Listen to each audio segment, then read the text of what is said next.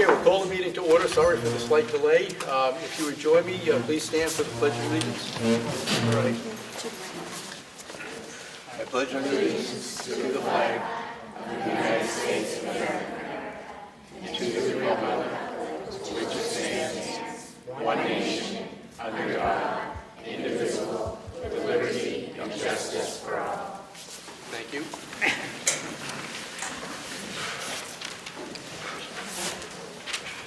Agenda review, anything to add? I do not. Okay. Acceptance of the minutes, we have two sections to approve.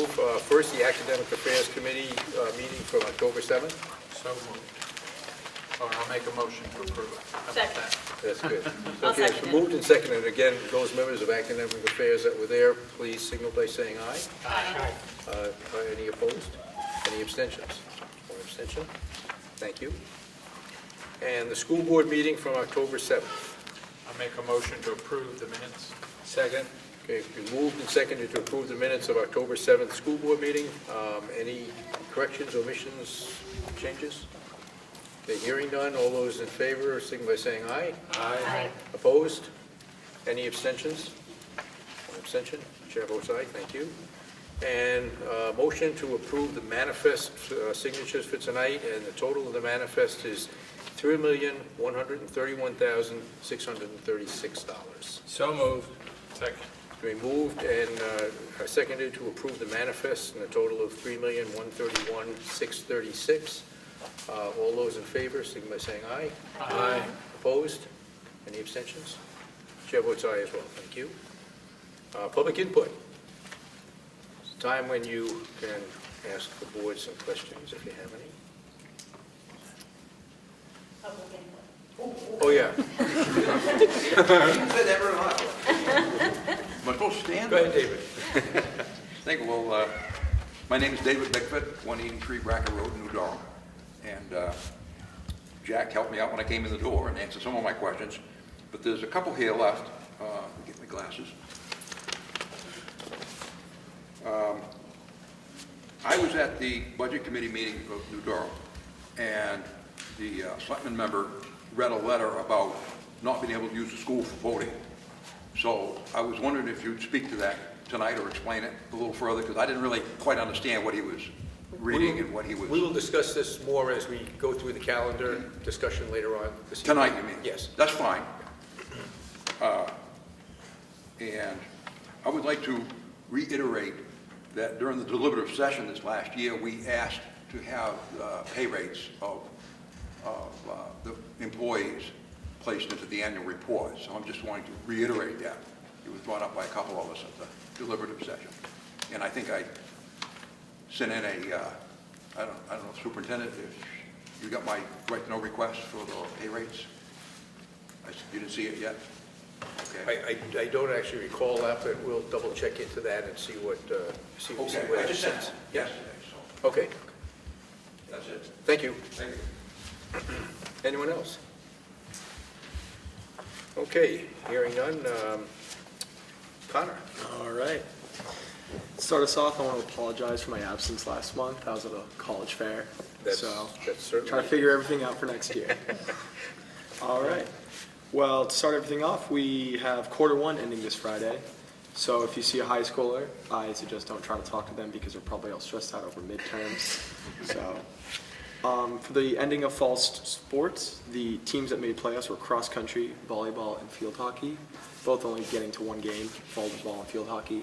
While cross country did get a state title, unfortunately, I was not able to get the name of who got the state title though. So football had their 26th annual Pizza Barn Bowl, where the Kingswood football team, the Kennett football team go to the Pizza Barn, which is in Ossipee, and have a nice little dinner before their game on Friday. So it's all fun. Red Ribbon Week drug awareness ended this last week, and that was a big success. A lot of people signed on, and it was great. Backhall Mall, which is a mall that we sell clothing at the school, ran by Pure Outreach, has been getting a lot of lookers and a lot of sellers. And they've been selling a lot, so that's been a big success as well. The NH Technical Induction Ceremony, the CTSO breakfast last Friday, another big success. And the disaster play, the weekend before Thanksgiving, is coming out, and it is run by, again, the KRHS, Mr. Giesler, who have been a very, very outstanding theater group these past couple of years. So we're excited to see the disaster play. And I think that'll all do it. Thank you, So, Carter. yeah. Appreciate it. All right, Superintendent. Okay. It's great to be here at New Durham School, and it's great to see so many faculty members here and counselors. I think last year, you never know what's going to happen at New Durham School. It's always a big surprise. Last year, I think we were running back and forth with students and doing push-ups, and so I'm prepared for anything tonight. So Kelly, with that, if you'd like to come forward. Welcome, welcome. Connor, I haven't seen you since you were a little guy in Tuftonboro. You're all grown up and handsome. On the outside.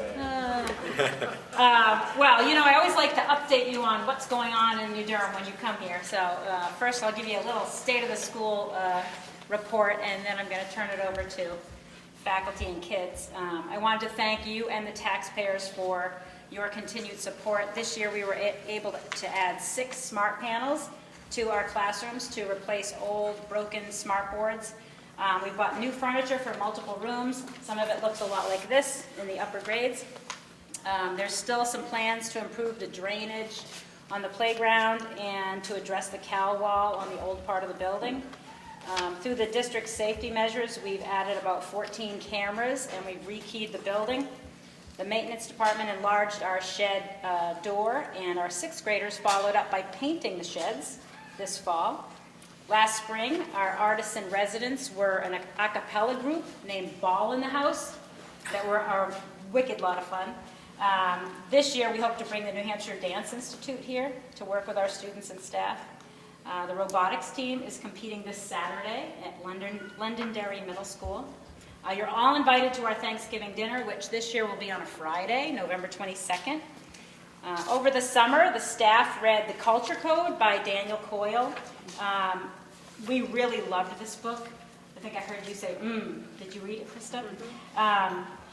The messages that were reaffirmed for me were things like that we're family, we're safe, we're connected, that we can use belonging cues to show students that they belong and that they're safe and that we share a future together, that honest feedback is important, that our job is to architect the greenhouse. I love that line. That we need to create spaces that bring people together, that culture in the building is important, that we need to listen to one another. The cool thing about one of his stories is he's talking about Navy SEALs, and he said they have a relentless ethos of self-improvement. And I thought, that's exactly about teachers. It's all about relationships, making them a priority, because all learning happens in the context of relationships. Anyway, it's a great read. If you want to borrow it, I have a couple extra copies. As you may know, in this building we've been aimed at improving student behavior and facilitating their social emotional growth. We've been doing this over the past 4 years. We've become a more trauma-sensitive school. We've studied social emotional learning, mindfulness. We've sent 9 teachers to the responsive classroom training in the past 2 years. We found that school-wide morning meeting is very effective and a positive way to start our school day. We're continuing this work with 3 new initiatives. And I am incredibly proud of how hard this staff works. The first initiative is the pyramid model, which you may have heard something about. It's focused on the social emotional development of preschoolers from 0 to age 5. New Durham School is now part of the iSocial Community Collaborative. Fostering Footprints is a collaboration between the Department of Ed, the Governor Wentworth Regional School District, and the Wolfboro Area Children's Center. At New Durham, we're now an implementation site at the preschool level. There are 4 classrooms in the district that are being coached this year, 2 at the Children's Center, 1 at Magic Moments at Kingswood, and 1 at New Durham. Our practitioner, Alicia Hernandez, with Carolyn Ramsey, the preschool coordinator, are currently running an evening parenting class. that's called Positive Solutions for Preschool and Kindergarten Parents, and they plan to offer it at Ossipee in the spring. Our leadership team for this effort is Mrs. Hernandez, Mr. Conley, Mrs. Roberts, Ms. Lacus, Carolyn Ramsey, and myself. And we finished our last pyramid model training today at the Department of Ed. Our 2 kindergarten teachers, Casey Malo and Lena Madden, are also working in another partnership with the Department of Ed to implement a play-based kindergarten program. Basically, instruction is based on kindergarten standards in all domains, including the physical, social, cognitive, and language development domains. And the learning is happening in an environment that facilitates high-quality, child-directed experiences based on early childhood best teaching practices and play-based learning. So there's a lot of play, a lot of observation, a lot of inquiry. Teachers are using movement, creative expression, exploration, socialization, music, and unstructured play. Teachers develop literacy through guided reading and provide unstructured time for the discovery of each child's individual talents, abilities, and needs. So they are visited on a regular basis from a coach from the Department of Ed. The third initiative is the Toolbox, which our teachers and students will be presenting tonight. I want to thank Mrs. Merrill for her efforts in bringing the program to New Durham. We've got a lot of great materials through their grant. She also had some help from Mrs. Perro, and we've had some additional help from Sandy Libby at the SAU. So I'm going to introduce Miss Reed and Miss Hastings and their 5th grade students to present the Toolbox. Do we need to have some of our guests move a little bit? You may want to, just so you can see the screen, and the kids are going to be kind of telling you a little bit about each tool, but they'll come up and so that everyone can see, so if you kind of want to shift, that might work.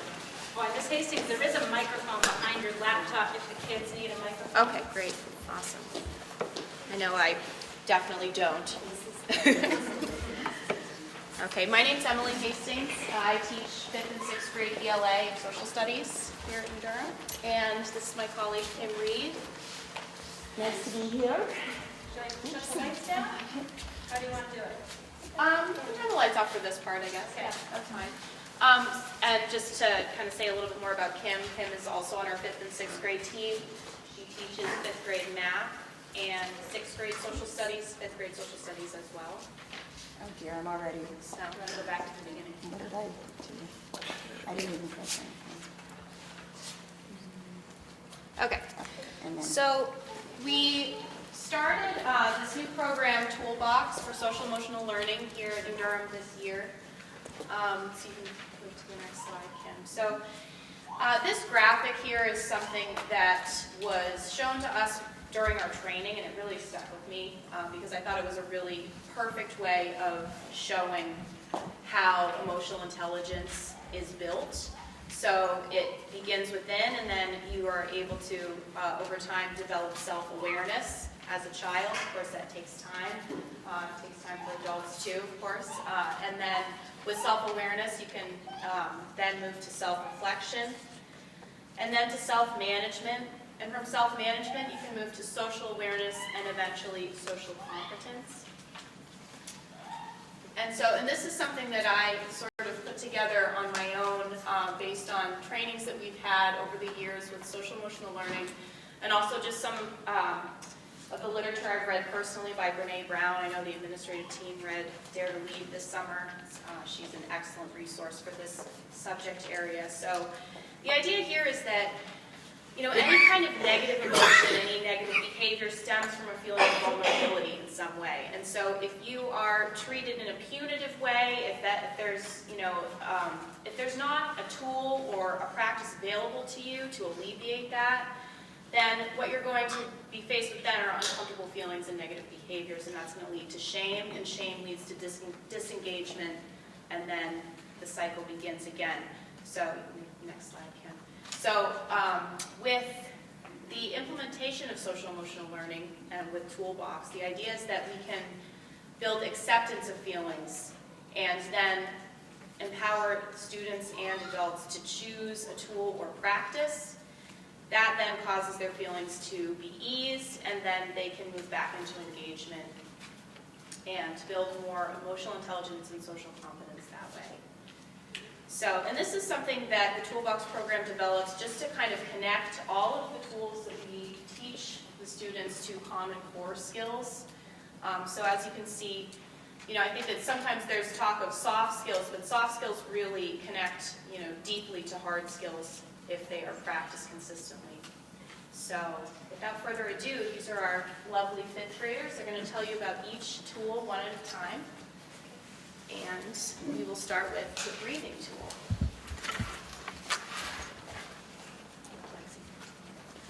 I'd like to stand up and try it. Yeah, if anyone wants to stand up and try it along with us, you're welcome to. Come up. It's not scary. The first tool is a breathing tool. I calm myself and check in. The icon is a take measure. Repeat after us. I calm myself and check in. I calm myself and check in. I might use this tool when I feel a little stressed. The next tool is the quiet safe place tool. I remember my quiet safe place. The icon is headphones.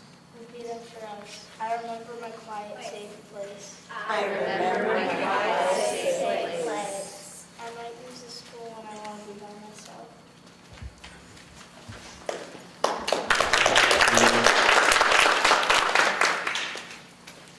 The next tool is the listening tool. I listen with my eyes, ears, and heart. The hand gesture is putting your hand on your heart, saying, I listen with my ears, eyes, and heart. The time I would use this tool is when someone was talking and I needed to listen to them. Can we do it with you, Brian? Yeah. I just missed that part. It's all good. Ready? I listen with my ears, eyes, and heart.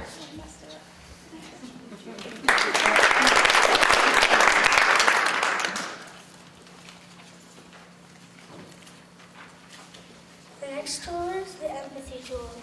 I care for myself and I care for others. The hand gesture is a level, moving your hands up and down. A time, do it with me. I care for myself and I care for others. The time I would use this tool is when someone was alone at recess and they needed someone to play with.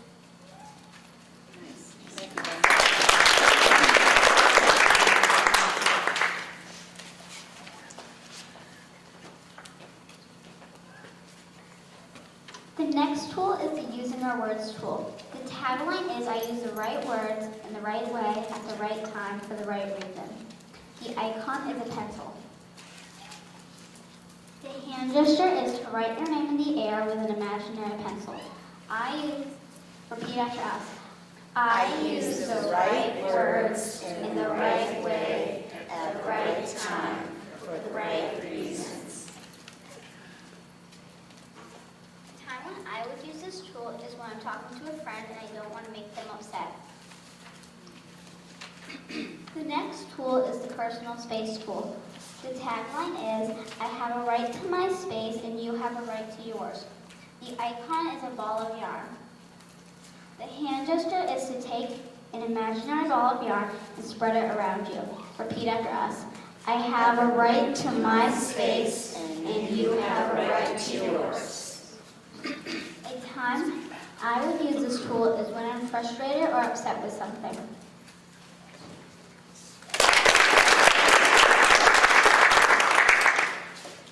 The next tool is the garbage can tool. The tagline is, I let the little things go.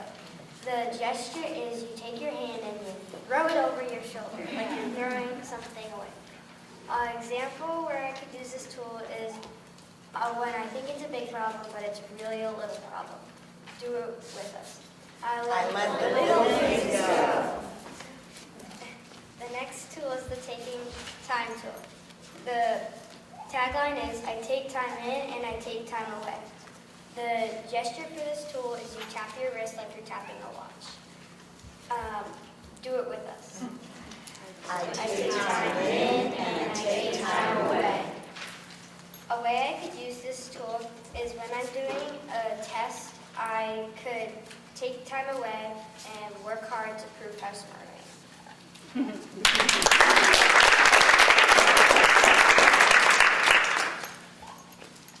The next tool is the please and thank you others.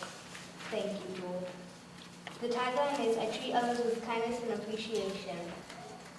The icon is a key. Repeat after us. I treat others with kindness and appreciation. The time when I might use this is when I get what I want, so I say please. Thank you. The next tool is the apology and forgiveness tool. The tagline is I admit my mistakes and work to forgive yours. The icon is a blue bottle. Repeat after us. I admit my mistakes and I work to forgive yours. Each time that I might use this is when I bump into someone on accident, so I say I'm sorry.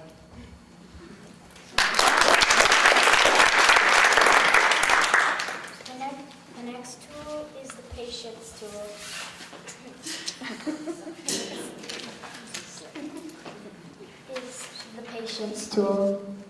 The tagline is I am strong enough to wait. The icon is a wood planer. Repeat after us. I am strong enough to wait. A time that I can use this is when I am talking and other people start talking over me.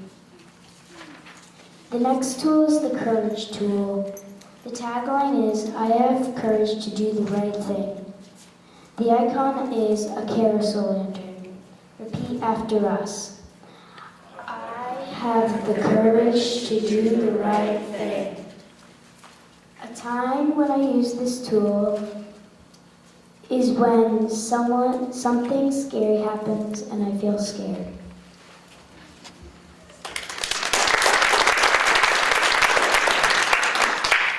Thank you for coming to learn about the Toolbox.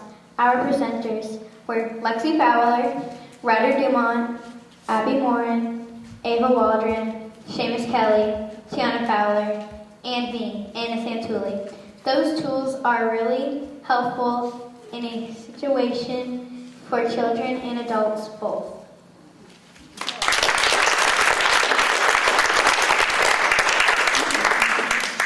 Thank you, guys. I'll just follow it up with a couple of comments. One is that you notice that the tools are on a lanyard. The idea is that all staff in the building are wearing the tools, and if a student is having a hard time, we can say, is there a tool that would help you to bring you back into a regulated state so that you can get back to learning? And our custodians put together some toolboxes for the primary grades with primary level tools and used the actual tools to show them to our kids. The 6th graders also went down and taught the tools to the kindergarten. I'm just going to end with a quote. It's called We Teach. If a child doesn't know how to read, we teach. If a child doesn't know how to swim, we teach. If a child doesn't know how to multiply, we teach. If a child doesn't know how to drive, we teach. If a child doesn't know how to behave, we teach. Thank you so much.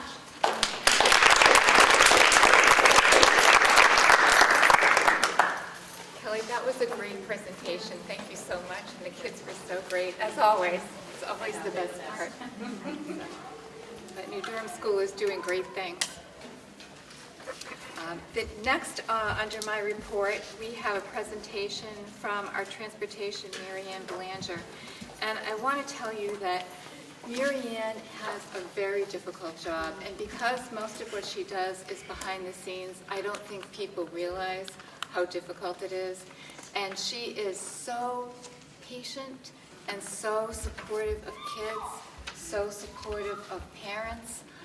we couldn't have a better person in the spot. So I'm so glad that she's here with us tonight to talk with us about some really interesting aspects of transportation.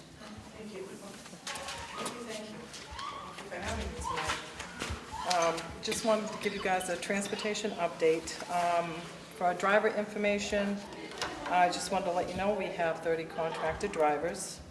18 of them are the big bus drivers, 7 are the route van drivers. We have 3 out-of-district drivers, 2 spares, and 8 drivers that are not contracted. Currently, I have 1 driver in training. So Marion, how many is that altogether? You want me to add this all up? Could I put you under more pressure? Oh, gosh. Yeah. A lot. We do. We have approximately about 48 drivers or so. And for our fleet information, we have 48 vehicles on the books. 4 of them are vehicles to be sold. We have 3 big buses. We've got 3 2008s that are going to be sold, and 1 2009 GMC van. So out of the 44 vehicles, 28 are assigned to routes.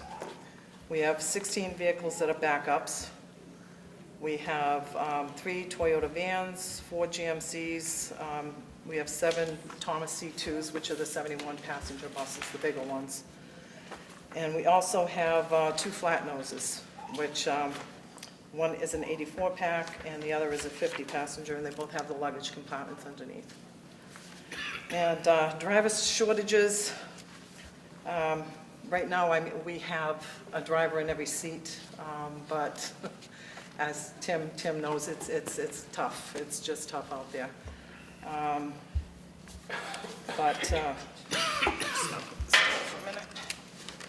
have to turn the page, I'm Do you sorry. want to put your stuff up here, Marion, so you can stand and talk? No, No? this is my safe spot over there. Yeah. Oh, gosh. Okay, for field trips, basically what we have been doing is trying not to book more than 5 buses for a day. So that gives us 2 spare drivers, and then we have some extra office people, mechanics that help if we don't have enough extra substitute drivers to step in. Safety recalls. I don't know if you want me to talk about that. Yeah, basically we have the safety recalls on the Thomas C2s. In our fleet we have 15 buses that are affected and 7 Thomas vans that are also affected. That, the recall is going to be done, I guess the campaign is going out December 2nd. And I don't know if anyone has any questions on that. Can you explain what that recall is? It's the back of the seats. The padding, it's not strong enough at the bottom, so there hasn't been any incidents. So they're just going to get it done prior to. I'll just jump in here, Marion, Sure. while you're on the topic, because I did have that on the agenda for tonight, because there was a big splash in the media, and when I saw buses recalled, I just, was like, okay, what's that about? And then working with Marion and learning that it was just the seat padding, and that the buses, in fact, are entirely operational and not a safety risk to children. So I thought that was pretty important for you all to know, and certainly for families to know if they read that article. So, Marianne, when the seat cushion replacements are available, what's the downtime on the buses? Do we know how long it's going to take to? They haven't given us a time yet. That's going to happen December 2nd, so I'm assuming probably a good day to do a bus, Okay. And that's just a guesstimate. Thank you. Okay. Okay, our current fleet replacement. Currently, this year, we leased 3 big buses, and we purchased 1 GMC 20-passenger van. I think we should stay on this type of schedule because it gives us 10 years out, per bus that we purchase. So every 10 years, we'd be selling and just replacing them.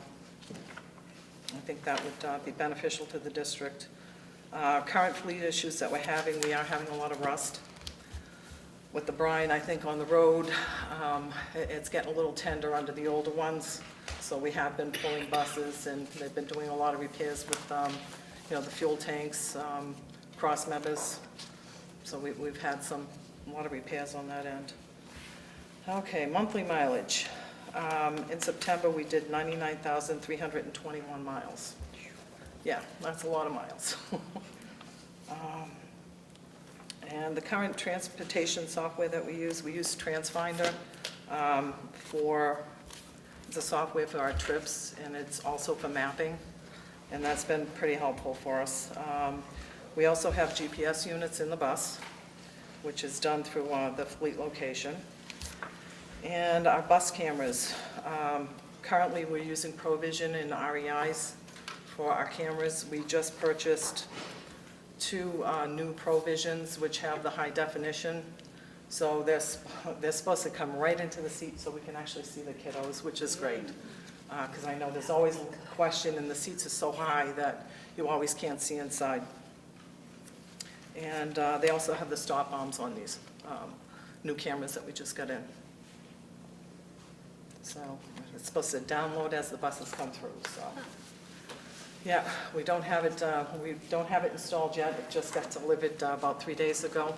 So we'll, it was Friday. So that's kind of where we are. Excellent. Questions for Marion? I'm sorry? I'm going to ask if they have any questions. Do you have any questions? Go easy, Tim. Peter? Are there any plans to put seat belts in the buses? Not currently. It's not a requirement. Not yet. Thank you for doing what you do. Okay, thank you. Thank you, Marion. Thank you.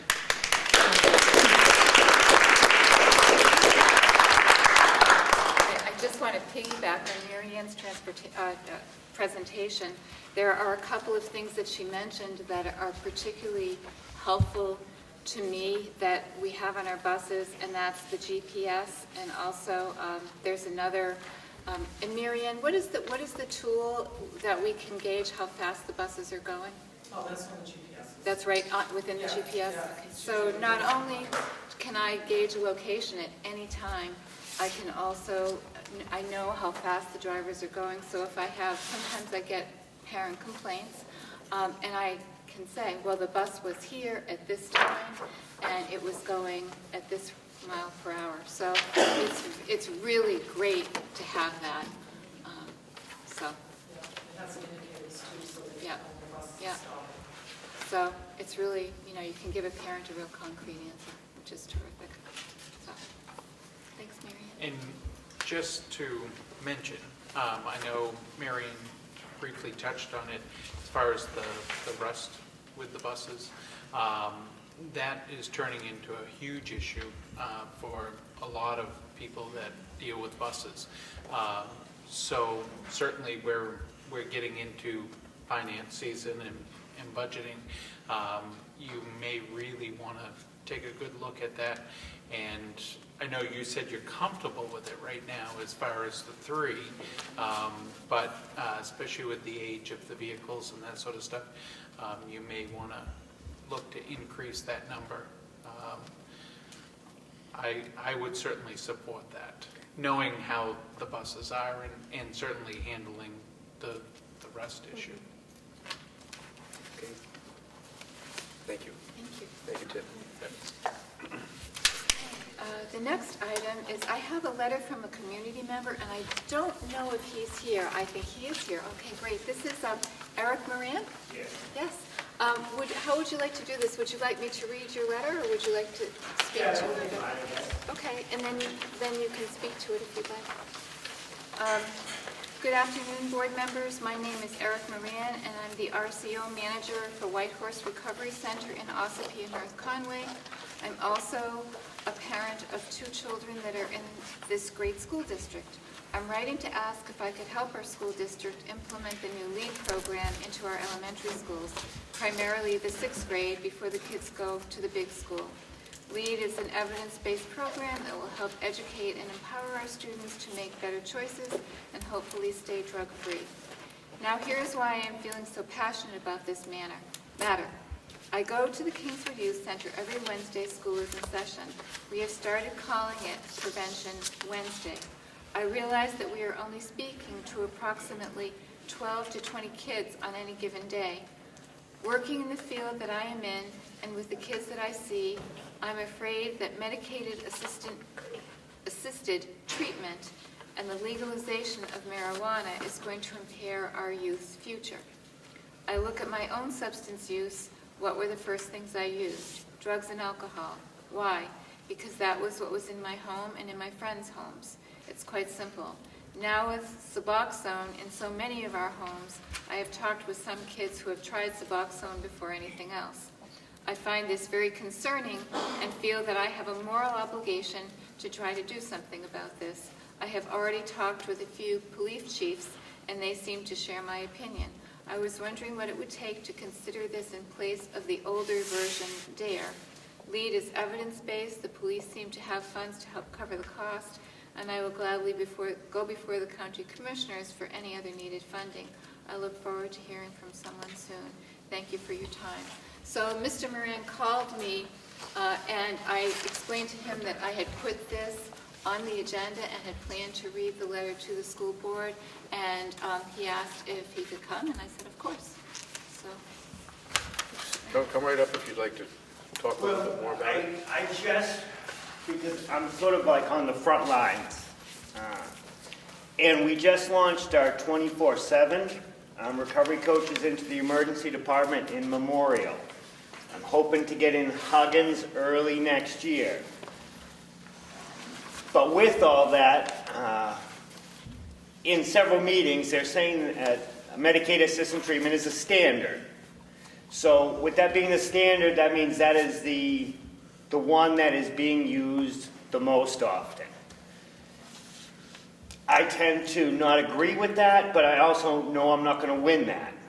So what I decided to take on as a passion is to do whatever I can to help engage our youth. I love the youth center, and I think those kids have a lot of respect for me down there. But that's such a small amount. And when I moved up here from Woburn, Massachusetts, I was 12 years old. And I was the bad influence to all the kids in the neighborhood. So I regret that. And so my fear is that if we don't get something into our elementary schools, where they're sort of a little more secluded, not that it's really any safer, but they're secluded. And all of a sudden they merge into our big school with, 13 other schools? I would be the one bad kid who stole it from my brother, and it's hard for me to understand to give a abusable medication to someone who's struggling with substance abuse and expect them to be responsible with it. So it's easy to get a hold of, and if we aren't doing something to really help our kids say no to taking other people's prescriptions, I fear for the future, and I am willing to dedicate some serious personal time if that's what's required. I'm now a recovery coach trainer for Recovery Coach Academies. We just finished one. So when I started this, there was really nothing going on. And now I've got other coaches that can work with the folks that I'm working on. So if I could do one thing that's going to make a difference, this is where I'd like to focus my time and my passion, if you guys are willing to let it go.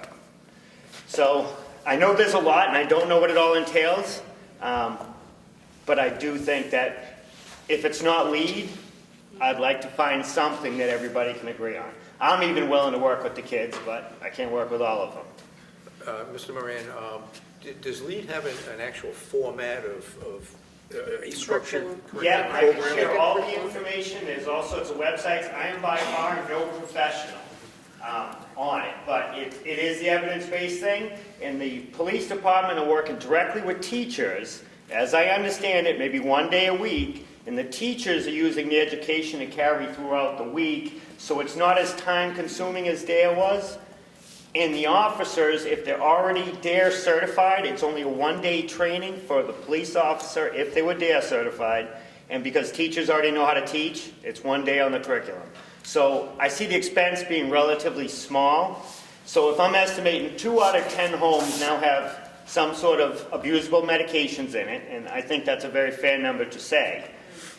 If we can impact 1 out of those 10 kids, we've had a very positive impact. So, and there you go, and I'm willing to do the work. I'm not asking you guys are already awake listening to that poor bus lady. Kudos to her, right? So if there's stuff you want me to do, if there's more research, if you want the police to come, they were all very willing to back me on this. So I just had to try. And being somewhat new to recovery, this is way out of my comfort zone. I'm like going in front of a school board. I didn't even like school when I was there. So that's it. That is my idea. I'm willing to do as much of the work as possible so that you folks don't have to. I just need your approval and an idea of what it is that you want and expect. Okay. Well, I think we'll, go ahead. You wanna say? Well, a couple of things. I have a suggestion. I promised you that I would bring you some information about what's happening in the district. Yes. So I will pass this over to Linda so that you have some idea of what's happening in the district. There is way more than there was when I was going to school. Yes, there and is. This isn't about there being nothing. Right. This is about me wanting to try to have more. Right. There is, so you'll see that there's quite a bit there. We have drug intervention K-12, and what I would suggest is that we have Katie, our director of curriculum, just take a look at the lead program and then do a side-by-side to see what we're doing, and to look at the lead program and say, okay, is it similar? Are there gaps? Are there things we could use and implement along with what we're doing? Just to kind of take a look at the whole thing. And I will say, Eric, you were a grade ahead of me in high school. I graduated with your sister, Stacy. So, I want to say I've seen you kind of pushing the recovery thing in the paper and stuff, and I want to say I'm personally proud of you. The papers are embarrassing. No, you do amazing work. I know. I think you've done so much positive things. And I will say that Huggins is implementing a MAT into primary care within the next year, so it is going to be primary care driven right here in Wolfboro. So it is something that we should be thinking about because it will be dispensed by physicians here in our local communities, as well as, meth is making a huge comeback because heroin has kind of gone by the wayside because the drug dealers have found different avenues. So I do think it's still something we should look at. Thank you. Appreciate it. Thank you. Yeah, thank you.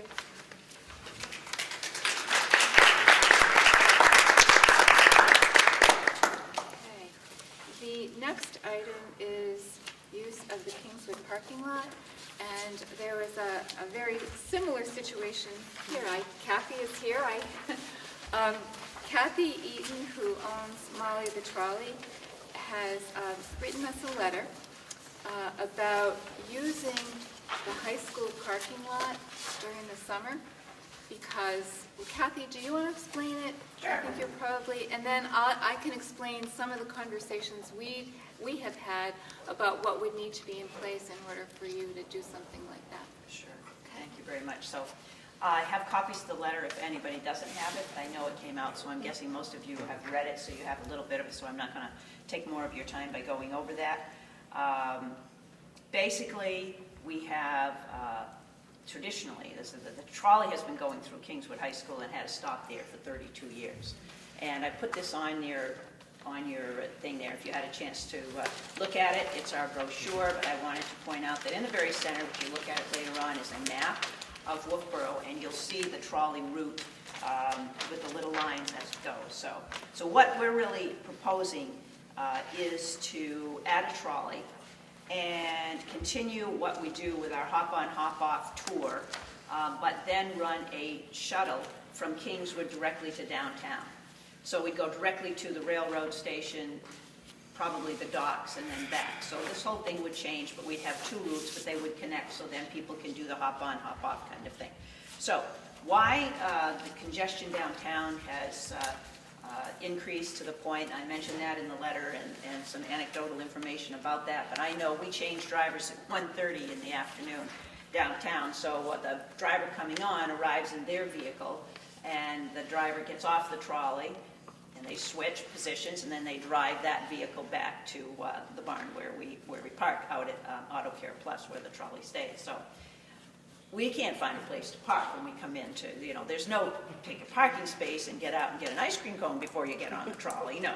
So they literally park in the street and we run and change and do that because it's almost impossible during the summer months. So Kingswood has the parking spaces. Why I think it's so appropriate, and I'd like to just add this a little bit more from what was in the letter, is that aside from the fact there's the precedent that we've had stop there, and on the occasions I'll call Linda when we have a wedding that's nearby and that may be in a private home, we need the parking, and on a one-time basis we get permission to do that. That's worked out very nicely. The reason I came here for this is because we're talking about something that's a lot more. We're going to be talking about a sign.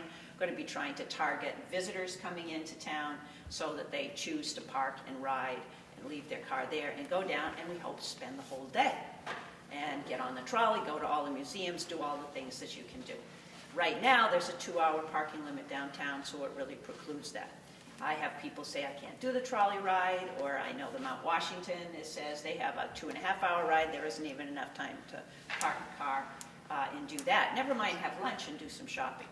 Then we have all the people in town and the residents who want to run downtown to get a car to go to the hardware store or do something quickly, and that's pretty frustrating because they can't find a place to park. So that's why we want to try this. I think that that one thing to think about is that it isn't just impacting Wolfboro and residents of Wolfboro. This is something that impacts the entire surrounding communities as well, because first of all, a lot of the people who own businesses in Wolfboro don't live in Wolfboro. A lot of the people who work in Wolfboro downtown area don't live in Wolfboro. And many of those that have especially summer jobs, well, look at your own student body. A lot of those folks are working right downtown. So the idea of having this shuttle go back and forth, we've got some ways hoping that people might consider leaving their car at Kingswood and going to work for the day. We've tried that in the past. In fact, that's the idea, the concept when the trolley came to town 32 years ago, it was going to do that. We didn't find that was very successful. So this time, targeting really using our advertising medium to get out, and we do it in all of our ads and all the publications in our own brochure, park and ride the trolley. And then you can stay downtown. But I'm still hopeful that some of the people who work downtown will do that. We're going to give them some incentives. And one of the ones that I've thought of since we've talked, Kathy, was that I know your kids have a student ID. And I know that kids from Kingswood High School have lots of jobs downtown. And so you bring me your student ID, and I'll have a little thing on the website that they can print out and take to their employer at Dockside, and it signs off and says they have a job at Dockside, and they'll have a free ride on the trolley, so they can park their car and go down. So that's the kind of thing. And that there are teachers who may have summer jobs that did the same sort of situation, and they have an ID. We want to make this work, and we're working with the businesses who will buy a sign on that trolley, and they're going to be given so many free passes for some of their employees. So that's the kind of incentive we hope to maybe get that to happen. So the logistics involved, I think that's the main thing that I had. So it seems like it's very appropriate because all the taxpayers from all the town, that would work. And I think those are the notes and things that I wanted to add in terms of what my letter is. So it lets you discuss, talk about the logistics of it, and I'll try to answer any questions as you have. So the first thing that I did was to talk with the high school, to talk with Guy Donnelly to get his impression, and he had a very favorable reaction. There is someone every day there during the school day, even though school's not in session. There would be a period of time, probably from maybe late in the afternoon to early evening, that there wouldn't be coverage within the building, but we won't necessarily need that kind of coverage. I've talked with Kathy about some of the things that we would need to have an understanding about, such as that no alcohol, tobacco, or other drugs or vaping would be allowed on the grounds. That there would need to be a minimum insurance required, $1 to $2 million, with an indemnification clause in favor of the school district and the SAU. The possibility of a maintenance fee of some kind for wear and tear, and then the need for a very specific agreement between the two entities that define what is, the allowed use of the premises. So if all of those things could be worked out, then I think we could move forward if the board felt it was a good idea. I've reached out to my insurance company, the Avery agency handles that, we're the national, I forget the name of the company, but, so we're running through exactly the specifics that you have. We carry $5 million liability coverage. We have certain requirements that we have to meet to maintain our DOT, New Hampshire DOT, and we actually have a license to just go over the main border, so we have to have extra liability insurance for that. But we'll want to work through those details. I know that that's the reason why we're here this time of year, to try to work that out. On the alcohol and smoking, there's no smoking on the trolley, period. I have had occasion where we have groups that, being sensitive to that already without having it come up, like if I have a group that wants to go to a Meadowbrook concert, and they need a place to park and to get on the trolley, and I had one say, we'll meet you at Kingswood. And I said, no, we'll meet at the municipal parking lot, because you're going to be putting coolers on the trolley to take over to Meadowbrook. I know what you're going to do. We don't do that on school grounds. So that's without ever having discussed that with you folks, but that's our policy. So, and that's just an important thing to be sensitive to. So on board with all of that, and there's lots of details to be worked out. But yeah, it'd be really great to come away with a feeling of, yes, we want to work towards this together. So anybody have any other questions? It's just 7 days a week. We will be doing it 7 days a week in July and August. So we won't be doing it when school's in session. And we will obviously work around any other things that are going on at the school. So, you know, we'll think about that as the calendar comes along, whatever, in the summertime. But 7 days a week in July and August. And I think we have to be really consistent with it. This trolley will not be going off to do weddings, off to do charters, during that time period. And we'll run 8 to 6 every day. We'll find out this summer what works and what time. Maybe do we need to be later? Are we all done by 5? You know, we just don't know. But it's going to be, we've got to be consistent with what we do.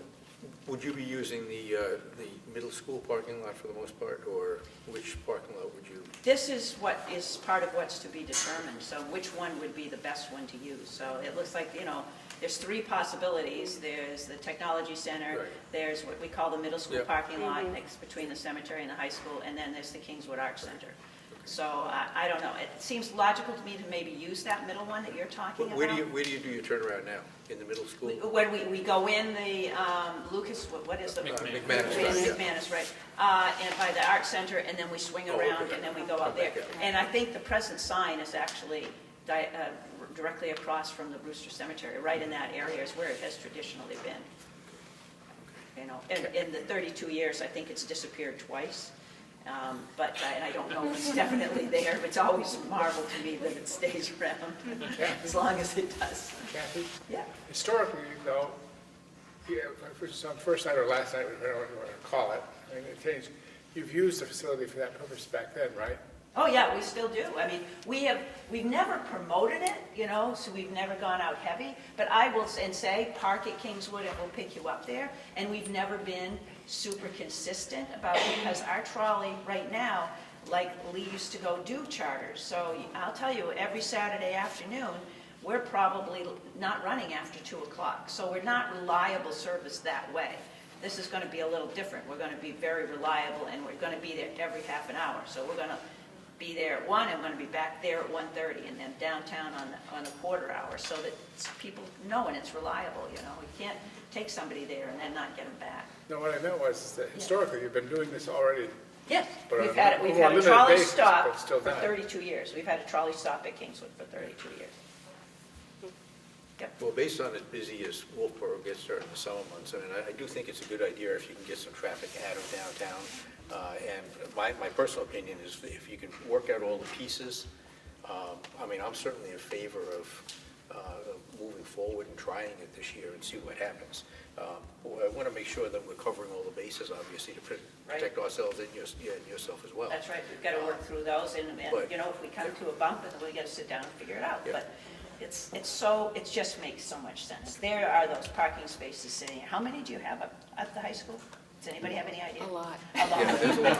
A lot, and it's too far to walk. You know, so it makes sense. Well, thank you very much. One other question. You had mentioned signage, and I know you talked about the one sign that's been there for the 32 years. That's a permanent sign. But this summer... So what we need, though, is something that catches the people going down the street. We don't have that now. Okay. So I've reached out to the town of Wolfboro and the planning director there. We're talking about it. There is precedent for a sign that is for the good of the public overall, that doesn't necessarily meet, the requirements. For instance, right now, if you have to have a sign, it has to be on your own property. It can't be anywhere else. Well, let's look at the precedent down at the town docks. All of the boats have signs down there. They're on town property that are promoting the Mount, the Millie Bee, Winnie Bell, all of those. So, and the trolley sign is at the railroad station, and then we have a sandwich board sign that goes up that's actually on, it's either town property or it's the Rourke property that has Wolfboro Casuals and Emmett Taylor. So there is precedent for that, and exactly what we have between a state right-of-way and a town right-of-way and a school district, I don't know, but that's where we need a sign that's right there that has our little Molly logo that said park and ride. And this is where you have it. So that's part of the piece. I mean, there's certain pieces that have to come together. And so I've started the conversation with the town, but you folks are the first ones to talk with first. So get a positive thing here, then we can go back and proceed more. What's everyone's feeling? I mean, Give it a try. If you're willing. if we can dot all the i's and cross all the t's, I think it certainly makes some sense. So do you want to make a motion for me to pursue doing a draft agreement? Yeah, let's look. How about that? Yeah. So moved. All right, it's been moved and Seconded. to allow the superintendent to draft an agreement between Wolfboro Trolley and the school district for parking at the high school complex during the summer, and we'll try it for this year and see how it works. Great. Okay. Thank you. Terrific. Thank you so much. That's Oh, great. Okay, good. All right, That's thank you. great. Thank you all very much. Well, we'll get to work on it. Take care. Thanks. Good evening.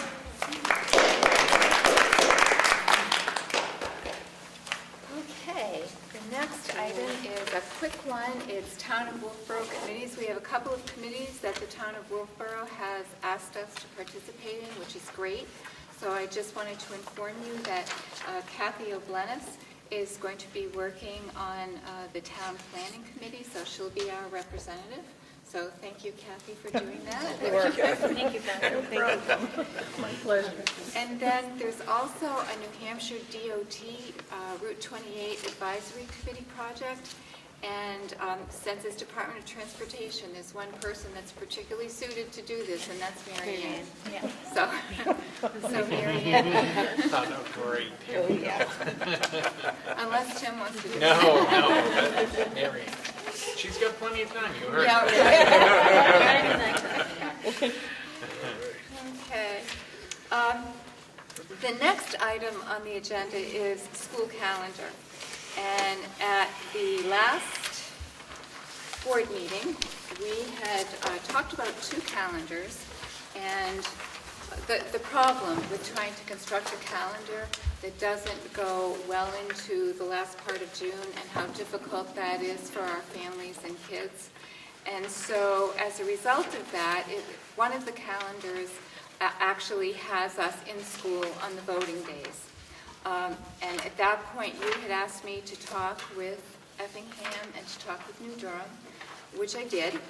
And so Effingham is changing the location of their voting to, it's going to be at 68 School Street. Not this year, of course. This is just this year.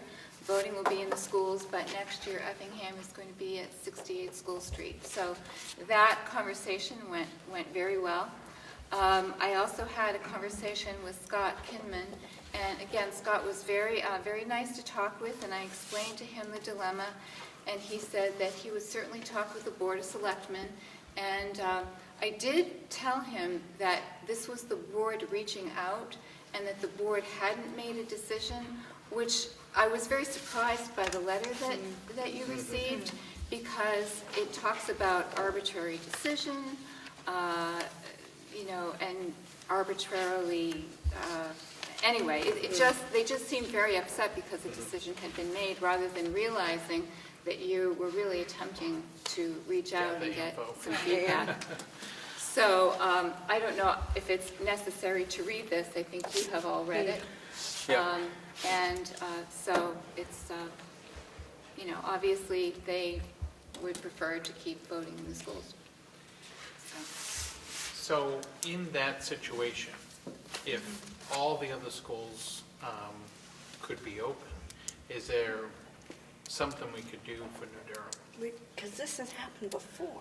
Well, yeah, what I was thinking about, would it be possible to keep the building open and require police presence for voting in the school? And if any student or parent doesn't feel comfortable sending their child there, they'd have an excused absence for the day. But didn't we do this? I don't know.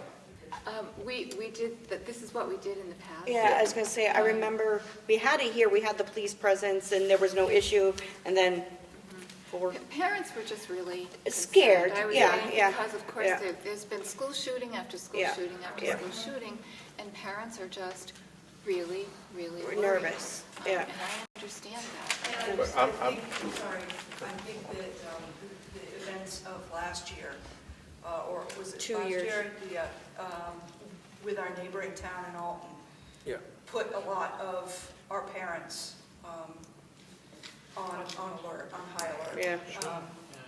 And that made them extra nervous. Yeah. So, It's very difficult for us to make a decision to close school throughout the district when it's just one town and one school that doesn't have another place to vote. That makes it very difficult for us. We have 300 and some odd kids there, but we're affecting the entire 2,300 students around the district for that, and that's part of the dilemma. The one thing that I could, I don't know if I would recommend it, but one thing that we could possibly do to at least help is, when I was talking with Scott, he said that the biggest problem was really the federal election, because there were more people for the federal election, and it would be possible, I think, to maybe not have school on the federal election day, but the other days as a way to help New Durham out, because I think the issue is the size of the fire station, and just getting people in and out of the fire station. So that might be one way to help New Durham out and still have our students not getting out so late during the school year. Can I say one thing, please? Yeah. Part of New Durham's problem is similar to what Brookfield has, because their polling place is very small. And if I remember right, the Secretary of State dictates the rules as to how they're to be set up. And since they dictate how they're to be set up, you have to have a certain set of parameters met. This is about the only place in New Durham, I think, they got that. And if Well, I don't know that, because they're checking out what the parameters are now, and I do know that some towns get waivers No, as when we well. were first addressing this years ago, that was what came up, was the fact that the Secretary of State tells them what they have to do. So, And I can tell you for Effingham, they've done away with the actual booth, and now it's a table with, The electronic thing, right? well, no. No. I was joking.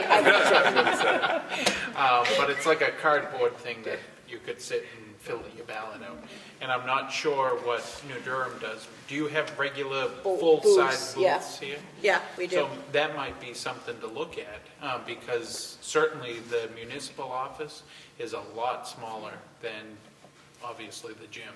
And I'm sure it's probably even a little bit smaller than the fire station here in New Durham. So that may be an option that they might not have explored. So maybe if they could check that out, you could reach out to Scott and see if that would work for them. Then we could make a decision. Yes. I'm Helen Phillips, resident of New Durham and a retired teacher from Governor Wentworth Regional School District.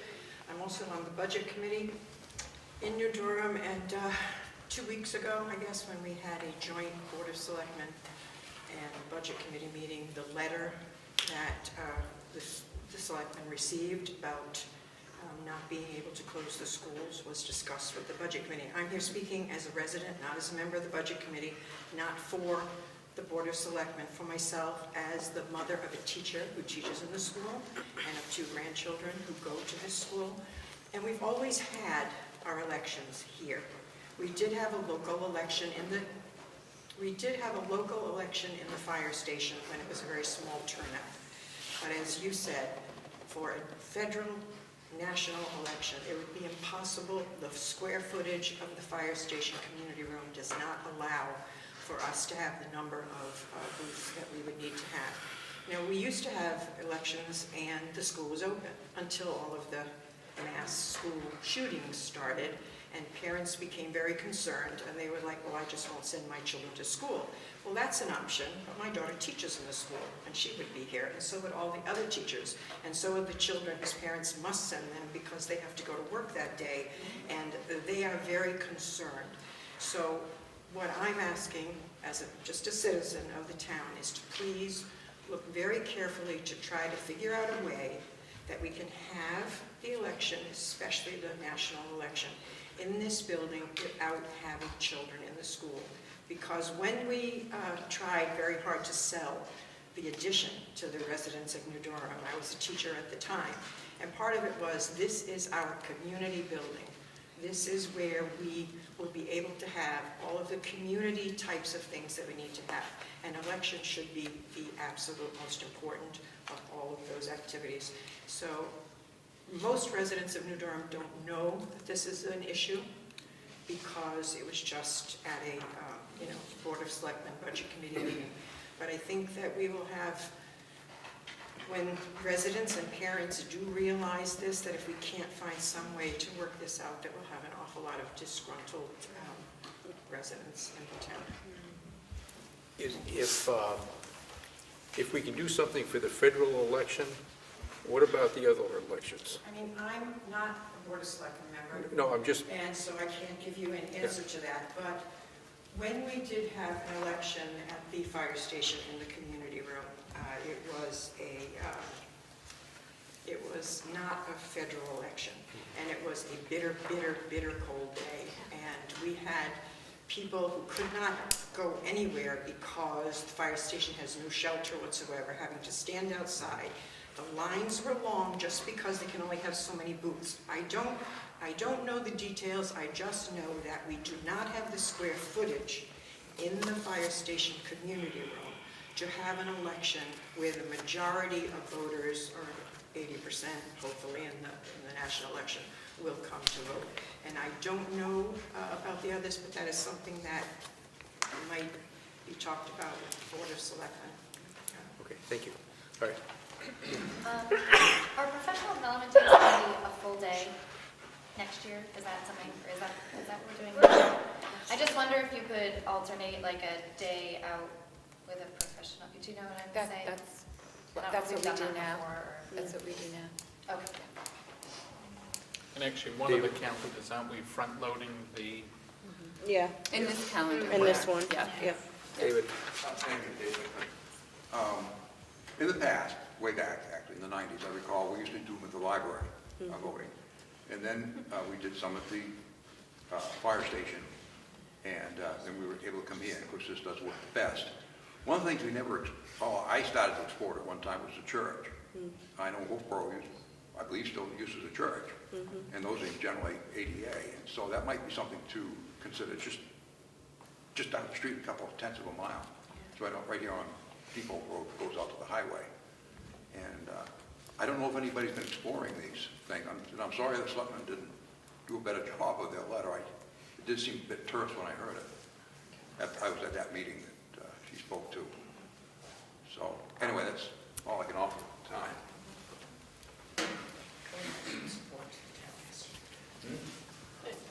Jack, I think a couple summers ago, I remember we sat around and we have, I think historically there's been a desire to want to come up with a solution that will work for these towns, understanding it. But as we get into this schedule and the perplexities it presents, I'd like just what you said. I'd like to know that the town had exhausted a range of possibilities. And if it comes down to the fact that this is the only building that's compliant, we're going to do it, then we'll sit down and brainstorm this again. But at this point, I'd like to us, the board, recommend that we get back and said it wasn't, this wasn't a vote we took. It was a consensus that we were reaching out to these towns and direct them to exhaust some possibilities. I think the other thing that complicates this more is that Labor Day and the start of school is that the latest it can possibly be on this calendar. And it's a 3 election. Yeah, and it's, it's 3 elections one of on these that things year, so where, this is one of those we need anomalies to work where- together. Right. Okay. But I guess maybe that's, rather than approving a calendar and moving forward, I think that we would suggest that maybe you explore churches or whatever else might be available. We don't have too many in town. Well, right. Yeah. Well, and I think what building, if a church, maybe there's other buildings, Johnson's, a restaurant, is that feasible? I think it's just a matter of, we don't want to assume. It's a matter of asking. Well, right, and that's right. And then if we were to get a waiver, if that's even possible, but to at least know that the due diligence was done. I guess the other question I have is, is it possible that we could hold school across the district, except for New Durham on that day, the elementary school, and have that school day added on one extra day for them at the end of the school year? I'd have to really think about what that would do to transportation, food service. Yeah. Our link with the middle Sure. school. I really have to. Yeah. Again, just some other way of maybe handling it. Again, it's very difficult, again, when you're looking at 300 some odd students here, but you're affecting all 2,300 across the district. How can we do that without affecting, all the students? And families, quite frankly. Families have to make plans if they have another day off for their kids, so, okay. All right.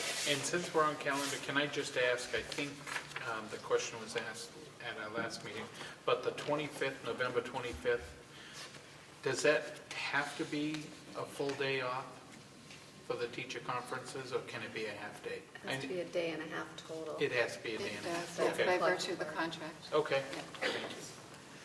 I think that there isn't anything, and this is your history teacher talking to you, but there isn't anything more important than getting people to the ballot box. That's the essence and what we try to instill in our kids in going through school. And so, I really like Jack's idea about, especially on the national holiday, then if we have to make some concessions and to be supportive to New Durham to get everybody here, then we need to do something like that. And I do also think that, whatever other alternatives there are out there need to be explored.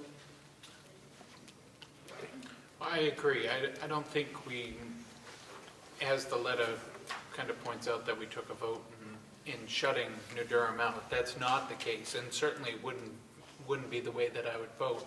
But certainly some of that onus would need to be on the town to search every possible option, just because how tight the schedule is. And I did call Scott to make sure that he understood that no one here had taken a vote, and he said he did, and that's what was conveyed. So. Okay. All right. So I will explore these discussion points with Scott. Thank you. All right, thank you.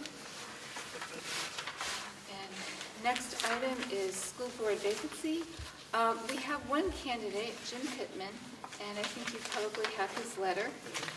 I want to tell you that we had another candidate, but her letter came in on Friday, and the deadline was Monday.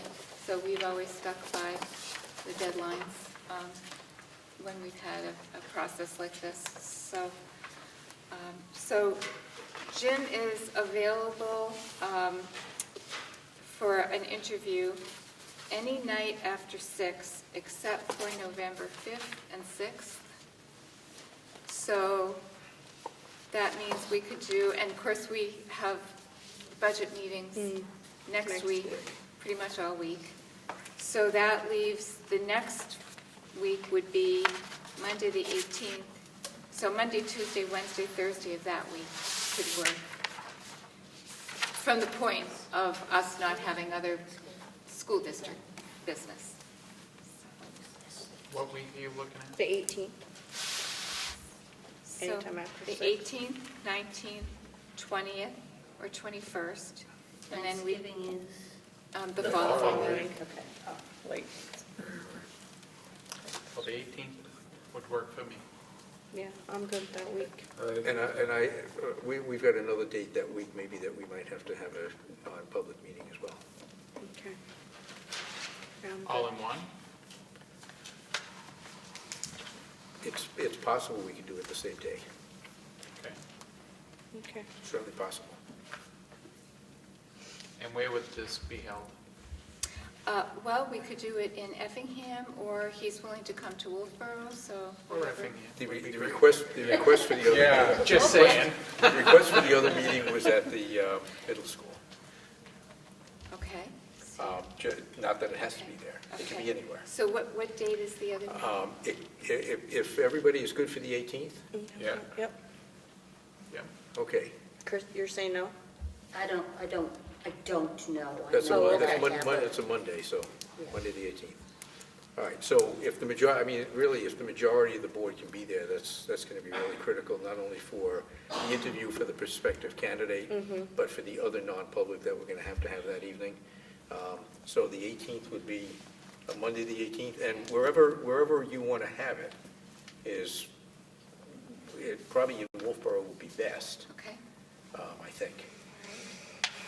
So But it doesn't- probably we should do this one first, I would think. Yes, yes, this one should be first, and so if, So this one would be, I think, probably the earliest he could make it would be 6. Okay. okay, 6 p.m. on the 18th for the interview for the prospective school board member from Effingham, and then let's do 7 o'clock for the other non-public.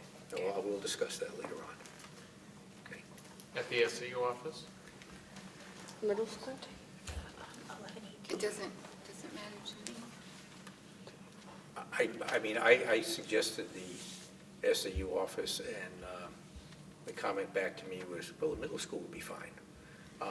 But if we want to do the SAU office, which Yeah, the big we've room. got the conference room Yeah. there, why don't we do the SAU office? Okay. And that's where it's going to be. Okay. Okay, SAU office at 6 o'clock for one, and at 7 o'clock for the other one, on the 18th. Got it. Okay, excellent. And let's see. Gosh, this is a long agenda tonight. Next one is update on the town of Ossipee. So at our last board meeting, we talked about Ossipee not adhering to the school district's payment schedule. And at that time, I was directed to be in touch with Barbara Lohman. So I, of course, was in touch with Barbara Lohman, and you have the petition for the writ of mandamus.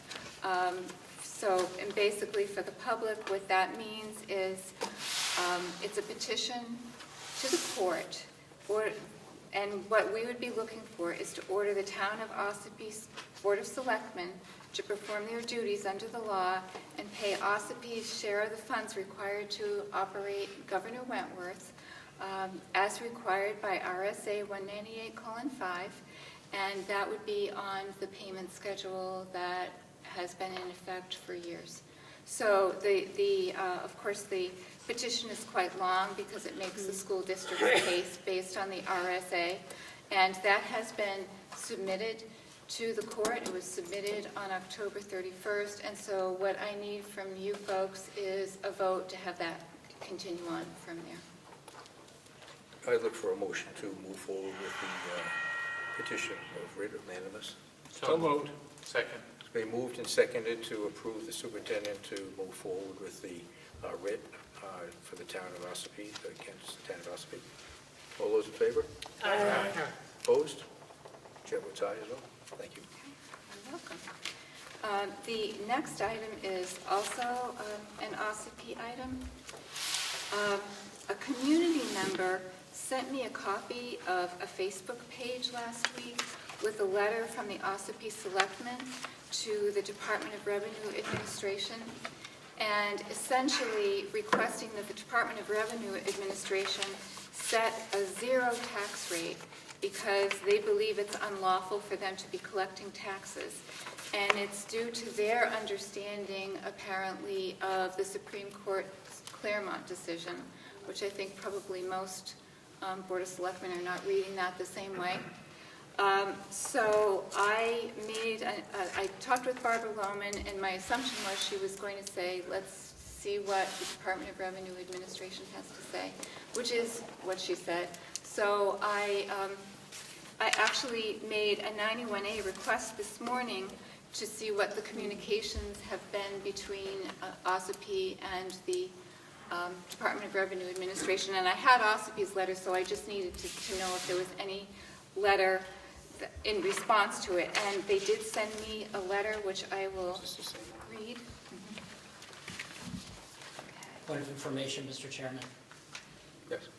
Today, they announced, the Ossipee Selectmen announced that they rescinded the sending of that letter, just so you know that.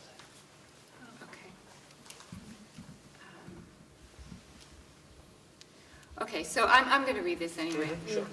So your letter dated October 28th, 2019, regarding the local school tax rate. Dear Ms. Martin, Ms. Eldridge, and Ms. Simpson, I am in receipt of your letter dated October 28th, 2019, addressed to Commissioner Stepp, local school tax rate. This letter is in response to your request the department not send us any tax rate for local education. As you must know, the town is part of the Wentworth Regional School District, SAU 49. With respect to the local education taxes for the town, we receive information from and provide rates to the school board and not the select board. As a result, the commissioner cannot abide your request, and we will send to the school board an education tax rate as we are required to do by law. See RSA 21J:34 and 35. We do not agree with your legal conclusions that are expressed in your letter and simply recommend that you consult your town attorney. Please feel free to contact me should you have further questions, and that's James P. Gary, Director of their Municipal and Property Division. But it's been rescinded? Today. That's good. That's good news. Definitely. Well, that part's good news. Yeah. The fact that they're still refusing to pay us on time is not good news. Right. And I've kind of threatened to say this, but we're a cooperative school district, and we have 5 out of 6 towns paying on time under the same program that's been in effect as long as I've been on the board, and probably longer than that. If Ossipee's not happy with being part of the cooperative school district, there is a process to withdraw. And if they want to do that, we're more than happy to move forward with that. This is a cooperative school district, and we expect all the towns to cooperate and pay their bills on time. We have a business to run, and we're not going to just sit back and let one town affect what all the other towns do. And that's just my feeling on it at this point. Kathy, how much are they in arrears at this moment? Approximately? I think it was stated in Barbara Lohman's Yeah, earlier letter. It's over 500,000, so due November 1st was, I think it was 1.1 million. Actually, I think I did have it. I don't want to lose the students from Ossipee. No, and I don't either. And if they're not comfortable in the district, they can have their elementary school, and they can tuition their students in. We can have a tuition agreement with them if they'd rather go that way. I certainly don't want that to happen, but this is just wrong on their part. David? Thank you. Jack, you and I know that's like a withdrawal. In the sounds to me like it's just confusion on the selectmen's part about what their authorities are. And there's an overlap going on. And if you were... Well, they're very, The superintendent. it's more than that, because we've had discussions with them, and they've just dug their heels in and say, we're going to pay on our schedule, we don't care about your schedule. What's that? I know the two of you are really good at explaining things to people. And if you could just sit down with them in the superintendent's office or something. You know, Dave, I have to say, honestly, I don't think they're interested, and I say that because we never got any response or correspondence back from the letters that either Barbara Lohman has sent or that I have sent. And so to the point where even on tape, one of the selectmen said, well, I'm not even going to waste a stamp on this. So I'm not sure that they would, I'd be happy to talk with them, but I'm not sure they're in a mindset to do that. So, floor's open. Anyway. One more thing. Okay. Or actually two. Field trip request, and I just wanted to inform you that the Lakes Region Technology Center will be doing their DECA State Conference to Manchester, New Hampshire, and there's 22 students going, 2 chaperones. It's always a great conference, and I'm sure the kids will have a great time and learn a lot. So. And then the last thing was legislative, and I won't go through there. As you know, there have been all kinds of legislation. The list I have right now has found most of them inexpedient to legislate. There are a couple of commissions studies that I think are going to be interesting. One is the Commission to Address Child Hunger in New Hampshire, so I'm going to be very interested to see what comes out of that commission. And then the Commission to Study Teacher Preparation and Education programs. So those will be 2 commissions to watch. And I did want to, because of the governor's, or not the governor's budget, but because the compromise budget has now passed, I did want to tell you, thanks to Kathy, she put these numbers together for me, what the old number was for the, I'm assuming this is from the previous year, and what the increase will be in the total aid package. So by community. Brookfield, the increase is $26,578. Effingham is $85,695. New Durham is $41,767. Ossipee actually has a nice increase in terms of tax relief, and that's $287,834. And then Krista, Wolfboro, they don't get a tax, they're not going to get any relief because of their property tax base. So I think that sounds promising for relieving a little bit of pressure on taxes in some of those communities. That's all I have. Okay. Under New Hampshire School Board Association, 2 things.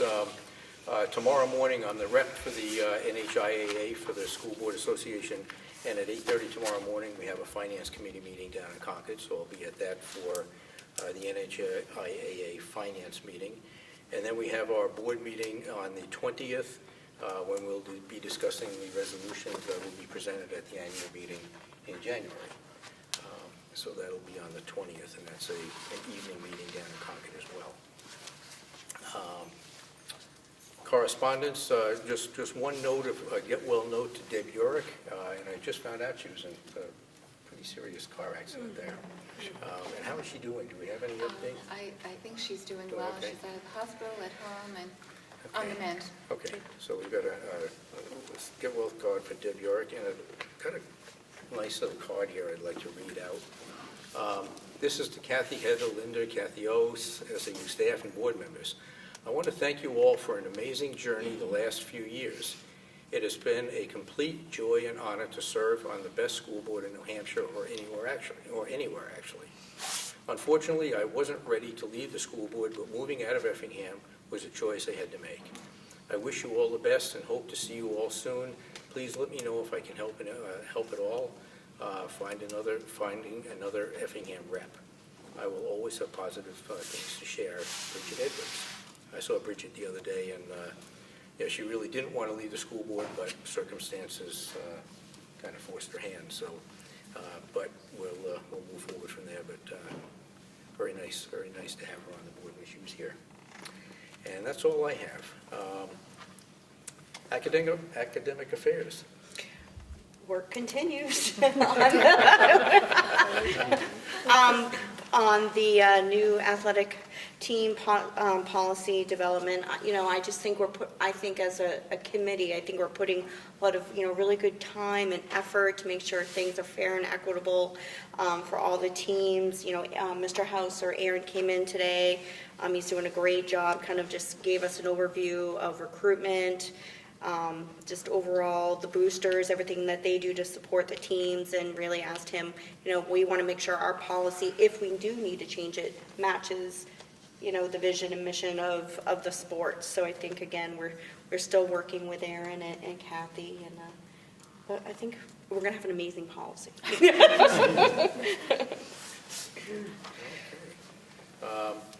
Building and maintenance, Julianne. So building and maintenance met earlier today, and we are moving forward with the solar project for Effingham. We received a power purchase agreement from Barrington Power. It's being reviewed. It's been through one rendition with the insurance companies and our legal people. Next step for us is to do a presentation to the town of Effingham, their building department and their planning department. And we've asked Barrington Power to come and give us a presentation at the deliberative session for the taxpayers. And then we'll be looking for the taxpayers to vote that in March. Okay, thank you very much. Under finance, I'll kind of skip down to the advanced planning. If you notice, on the 12th, 13th, and 14th, we have our finance committee meetings at Crescent Lake School, where the principals will come and present their budget request for next year. All those meetings are at 6 o'clock at Crescent Lake. And that's really all I have for finance. The budget is coming together nicely for next year so far. So we're looking forward to those meetings and hearing from the principals. Nothing on human resources.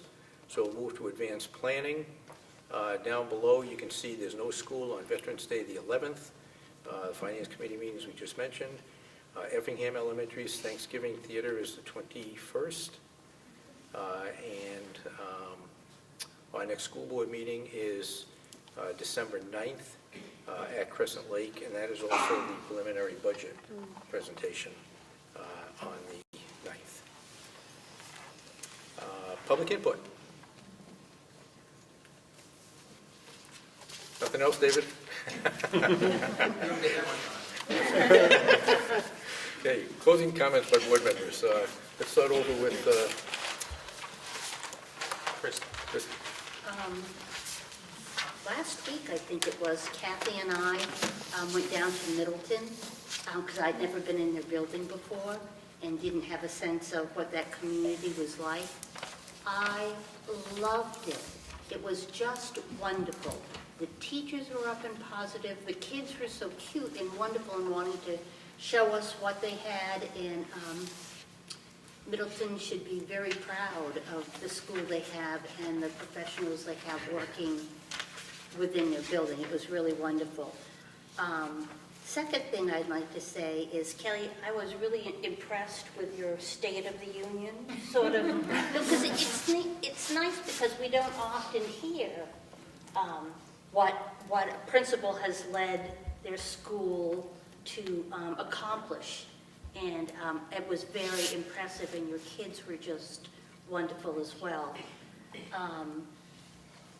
And the only other thing I'd like to say is the situation with Effingham saddens me Ossipee saddens me to the core.